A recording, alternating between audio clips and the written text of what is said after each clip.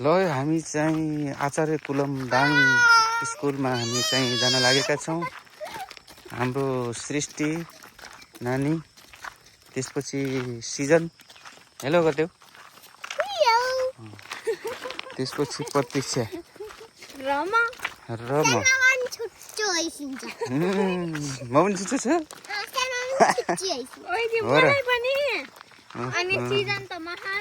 तिमी ज्ञानी छौ र?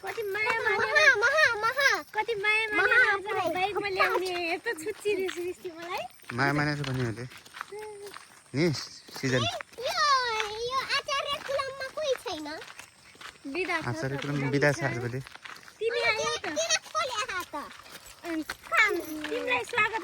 अब छठपर्व पछि लाग्छ कि स्कुल, अनि विद्यार्थीहरू आउँछन्, गुरुहरू आउनुहुन्छ, आचार्य कुलमको गुरुहरू योगा सिकाउनुहुन्छ। योगा सिकाउनुहुन्छ, त्यसपछि किताबी ज्ञान र के भन्छ त्यो पतञ्जलि योग शिक्षकहरूको समूहद्वारा सञ्चालित नेपालकै पहिलो र एकमात्र योग वैदिक र आधुनिक शिक्षा अध्यापन हुने विद्यालय आचार्य कुलम देख्न सक्नुहुन्छ। यो बिदाको कारणले चाहिँ बन्द छ, तै पनि एकजना आउनुभएको रहेछ, गेट सानो गेट खोल्नु भएको छ, हामी भित्र छिर्दैछौँ।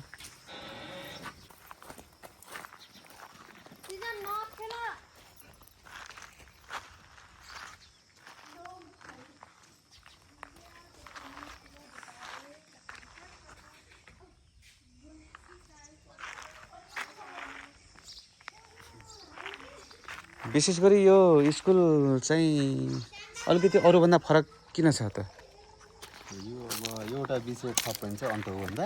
हजुर, संस्कृत विषय छ र अब संस्कृत विषय ए हजुर हजुर। अनि एउटा संस्कृत विषय थप छ यसमा।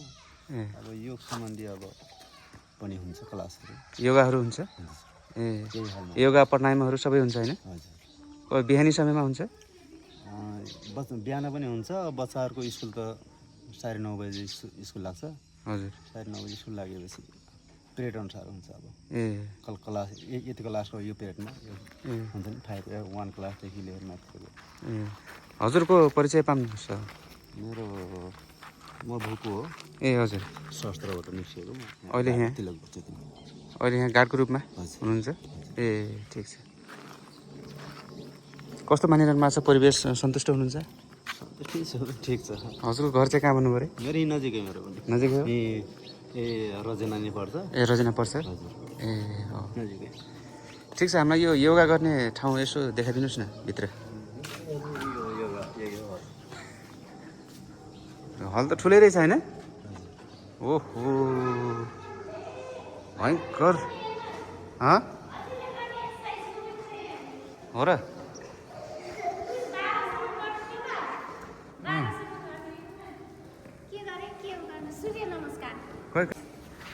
आचार्य कुलम दाङ हार्दिक स्वागत गर्दछ। यो 12वटा स्टेप सूर्य नमस्कारको 12वटा स्टेप यहाँ चित्रमा देखाइएको छ। स्पिकरहरूको व्यवस्था टाढासम्म सुन्नको लागि र हाम्रो यता यो पुरै हल एकदमै ठुलो घना देखिन्छ। ए हजुर, 400 जना होइन? अस्ति लगभग कति जिल्लाबाट आउनु भएको थियो? मामा पनि घोडाइदेखि आउनु भएको थियो। धेरै जिल्लाबाट आउनुहुन्छ है? 400 जना भनेपछि त यो ठुलै मानिन्छ यसलाई। अब हामी योगाको 12वटा स्टेप आफै गरेर देखाउँदैछौँ। 1 2 3 4 5 6 7 8 9 10 11 12 फेरि पनि 1 2 3 4 5 6 7 8 9 10 11 12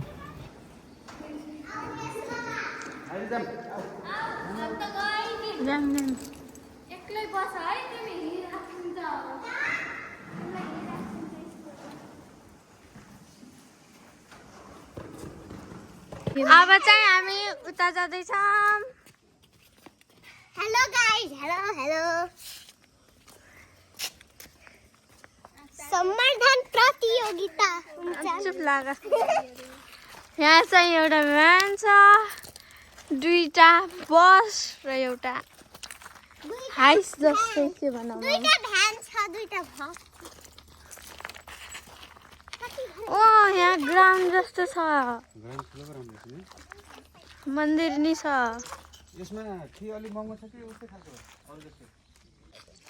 हामी चाहिँ छिटो जाम र मन्दिर हेरौँ ल। हेर्नुहोस् है गाइस, कति ठुलो ग्राउन्ड छ।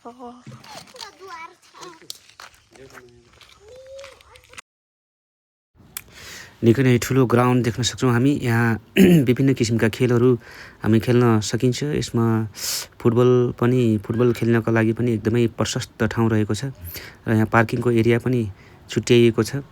यहाँ प्रशस्त मात्रामा यो गाडी मोटरहरू चाहिँ पार्किङ गर्न सकिन्छ, हामी देखिरहेका छौँ। खेल खेल्ने प्रशस्त सुविधा हुँदा विद्यालयमा विद्यार्थीको पढ्ने क्षमता, अध्ययनमा रुचि र सुधार बढ्नेछ। खेलकुदका प्रशस्त सुविधा हुँदा विद्यार्थीहरूको अध्ययन क्षमता वृद्धि हुनेछ पक्कै पनि। साथीहरू, विद्यालयमा खेलकुदका राम्रो सुविधा हुँदा विद्यार्थीहरू अध्ययनमा अझ सक्रिय र सक्षम बन्नेछन्। खेलकुदका अवसरले विद्यार्थीहरूलाई शारीरिक मात्र होइन, मानसिक विकास र पढाइमा पनि सुधार ल्याउनेछ भन्ने हामीले बुझेका छौँ। त्यसै गरी देख्न सकिन्छ विद्यालयमा हरियो तरकारीहरू रोप्ने ठाउँ बनाएर विद्यार्थीहरूले आफ्नै हातले उत्पादन गरेको तरकारी खान पाउने मात्र होइन, उनीहरूले खेतीका सिप र श्रमको महत्त्व पनि सिक्नेछन्। आजको यो युग र परिवेशलाई हेरेर निकै नै राम्रो कन्सेप्ट लिएर बनाइएको यो विद्यालय एकदमै क्षमता वृद्धि गर्ने ठाउँको रूपमा लिन सक्छौँ। यहाँ टोयलेट बाथरुम पनि निकै नै ठुलो एरियामा बनाइएको छ, बोइज गर्ल्स भनेर छुट्याइएको छ।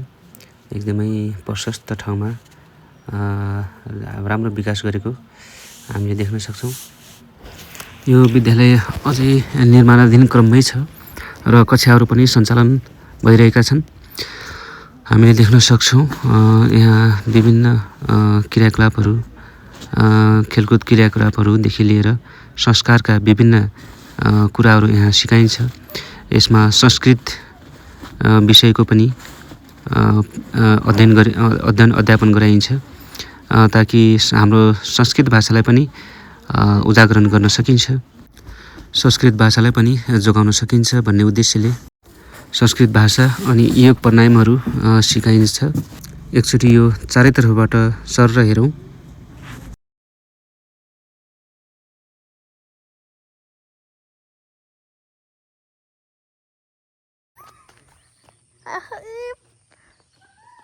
ऐसे ढोकम सिजन चाहिँ उता प्लेग्राउन्डमा खेलिरहेको छिन्। यहाँ त सरस्वती माताको रहेछ नि। हेर्नुहोस् है गाइस, यति सफा, यति सुन्दर, हैराम, सबैभन्दा बेस्ट स्कुल। अब चाहिँ हामी प्लेग्राउन्ड जाम। हस् आउँछु। क्लास 2 टोयलेट, क्लास 2 को टोयलेट, क्लास 3, क्लास 4 होइन, यो चाहिँ पढ्ने क्लास। वा, हामी चाहिँ एन्टर गरेको छ। पिङ छ, यहाँ चाहिँ हवन गर्ने होला। चिप्लेटी, ढिक्की च्याउ र धेरै चिज छन्। ल हामी चाहिँ ढिक्की च्याउ खेलौँ है। हस्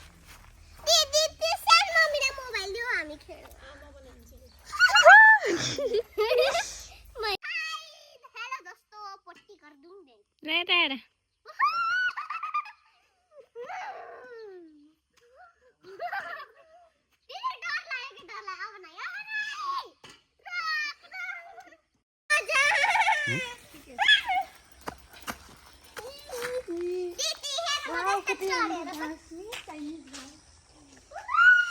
चिप्लेटी खेल्ने चिप्लेटी खेलिसक्यो भिडियो बनाछौ हजुर यहाँबाट गराइछ म आउँछु ल त ल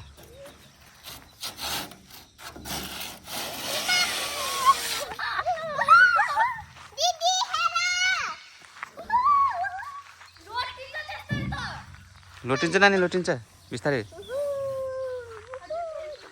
ल खेल ल म खिचेछु ल ओके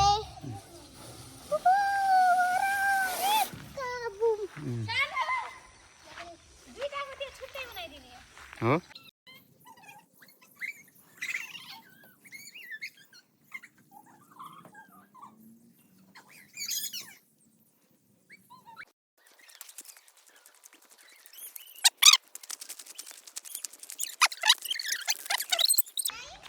जानेन अब टाइम सक्यो के अब जान दिनु न टाइम सक्यो मिल्दैन के जान अब